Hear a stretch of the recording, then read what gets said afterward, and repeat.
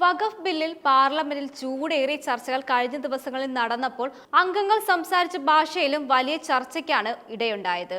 ലോക്സഭയിൽ CPM അംഗം കേരളത്തിൽ നിന്നും കെ രാധാകൃഷ്ണൻ മലയാളത്തിൽ വഖഫ് ബിൽ ചർച്ചയിൽ പങ്കെടുത്ത് സംസാരിച്ചത് സാമൂഹ്യ മാധ്യമങ്ങളിലടക്കം വൻ ട്രോളുകൾക്ക് വഴിവെച്ചു. ഇംഗ്ലീഷോ ഹിന്ദിയോ അറിയില്ലെങ്കിൽ സഭയിലേക്ക് തിരഞ്ഞെടുക്കരുത് എന്നും ചിലർ പറഞ്ഞു.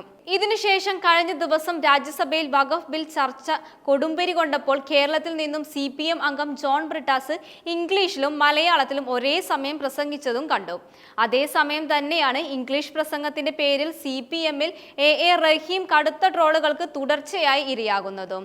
യഥാർത്ഥത്തിൽ പാർലമെന്റിൽ ഇംഗ്ലീഷും ഹിന്ദിയും മാത്രമേ സംസാരിക്കാനാവൂ എന്ന വ്യവസ്ഥ നിലവിലുണ്ടോ എന്ന സംശയം പലർക്കും ഈ സംഭവത്തോടു കൂടി ശക്തിപ്പെടുകയാണ്. യഥാർത്ഥത്തിൽ പാർലമെന്റിൽ 15ഓളം ഭാഷയിൽ സംസാരിക്കാം എന്നതാണ് വസ്തുത.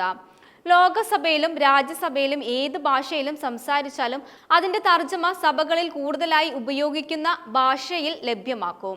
എന്നാൽ ഇങ്ങനെ തർജ്ജമ ലഭ്യമാക്കുമെങ്കിൽ സംസാരിക്കുന്നതിന് മുൻപ് ഒരംഗം താൻ ഇന്ന ഭാഷയിലാണ് സംസാരിക്കാൻ പോകുന്നത് എന്ന് മുൻകൂട്ടി എഴുതി കൊടുക്കണം. അതിന് കാരണം എല്ലാ ഭാഷയിലുമുള്ള പരിഭാഷകർ സഭയിൽ എല്ലാ സമയത്തും ഉണ്ടാകണം എന്നത് ഇല്ല എന്നതാണ്.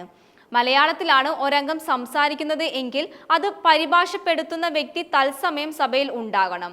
അതായത് ആ ദിവസം രാവിലെ തന്നെ പേര് കൊടുക്കുമ്പോൾ താൻ ഇംഗ്ലീഷോ ഹിന്ദിയോ ഒഴികെ ഇന്ന ഭാഷയിലാണ് സംസാരിക്കാൻ ഉദ്ദേശിക്കുന്നത് എന്ന് വ്യക്തമാക്കിയാൽ അതിനനുസരിച്ച് പരിഭാഷ ഇയർഫോണിൽ സഭയിലെ അംഗങ്ങൾക്ക് കേൾക്കാൻ സാധിക്കും.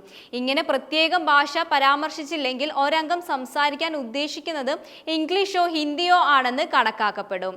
ലോക്സഭയിൽ തമിഴ്നാട്ടിൽ നിന്നുള്ള 2 അംഗങ്ങൾ മിക്കപ്പോഴും തമിഴിൽ തന്നെയാണ് സംസാരിക്കാറുള്ളത് എന്നത് മറ്റൊരു പ്രത്യേകതയാണ്. ഇതൊക്കെയാണെങ്കിലും ഇംഗ്ലീഷോ ഹിന്ദിയോ സഭയിൽ ഉപയോഗിക്കുന്നതാണ് പൊതുവെ നല്ലതെന്നും ഒരു വിഭാഗം ആൾക്കാർ അഭിപ്രായപ്പെടുന്നുണ്ട്.